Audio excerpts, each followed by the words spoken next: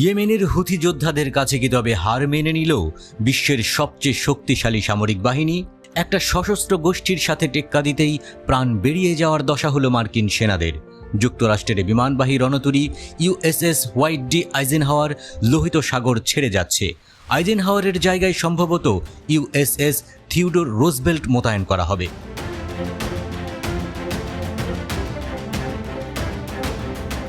গত ৮ মাস ধরে লোহিত সাগরে মোতায়েন মার্কিন বিমানবাহী রণতরী ইউএসএস আইজেনহাওয়ারকে প্রত্যাহার করে নেওয়ার ঘোষণা দিয়েছে ওয়াশিংটন। এমন সময়ে এই ঘোষণা দেয়া হলো যখন হুথি ওই রণতরী লক্ষ্য করে বেশ কয়েকটি ব্যালাস্টিক ও ক্রুজ ক্ষেপণাস্ত্র নিক্ষেপ করার কথা জানিয়েছে।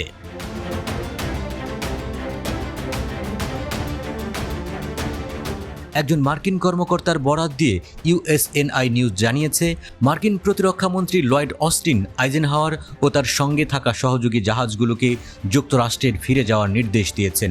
ওই কর্মকর্তা বলেন, এসব জাহাজকে ঘরে ফিরিয়ে নেওয়ার সময় হয়েছে। মার্কিন মিডিয়ার মতে গত কয়েকদিন ধরে লেবানন ভিত্তিক গ্রুপ হিজবুল্লাহ এবং ইসরায়েলের মধ্যে উত্তেজনা বেড়ে যাওয়ার সময় আইজেনহাওয়ারকে ফিরিয়ে নেওয়া হচ্ছে। গাজায় ইসরায়েলের যুদ্ধের মধ্যে ইউএসএস আইজেনহাওয়ার ইসরায়েল এবং তার মিত্রদের স্বার্থ রক্ষার একটি মিশনে কাজ করছিল। লোহিত সাগরে বিমানবাহী রণতরীটিকে মোতায়েন করা হয়েছিল। সামরিক কার্যকলাপ পর্যবেক্ষক মেঞ্চ ওসিন্ট এক্সের একটি পোস্টে বলেন, আইজেনহাওয়ার ইয়েমেনি বাহিনীর আক্রমণে ক্ষতিগ্রস্ত হতে পারে।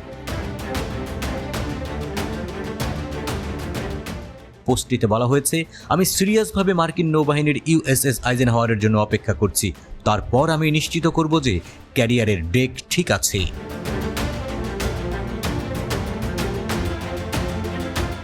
ইয়েমেনের ক্ষমতাসীন হুথি ৩১ মে জানায় তারা ইউএসএস আইজেনহাওয়ারের দিকে একটি ক্ষেপণাস্ত্র হামলা শুরু করেছে। সম্প্রতিও ইয়েমেনের সশস্ত্র বাহিনী জানায় তারা ব্যালাস্টিক ও ক্রুজ ক্ষেপণাস্ত্র দিয়ে আইজেনহাওয়ারে হামলা চালিয়েছে। ইয়েমেনের হামলার শিকার হওয়ার পর রণতরীটিকে লোহিত সাগরের উত্তর অংশে সরিয়ে নেওয়া হয়েছিল।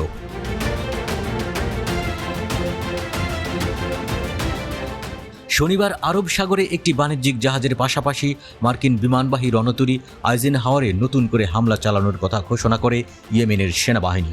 হুথিদের সামরিক মুখপাত্র জেনারেল ইয়াহিয়া সারি জানান, আরব সাগরের উত্তর অংশে মার্কিন রণতরী ইউএসএস আইজেনহাওয়ারে কয়েকটি ব্যালাস্টিক ও ক্রুজ ক্ষেপণাস্ত্র দিয়ে হামলা চালানো হয়েছে। এসব হামলার লক্ষ্য পুরোপুরি সফল হয়েছে বলে এই সেনা মুখপাত্র দাবি করেন।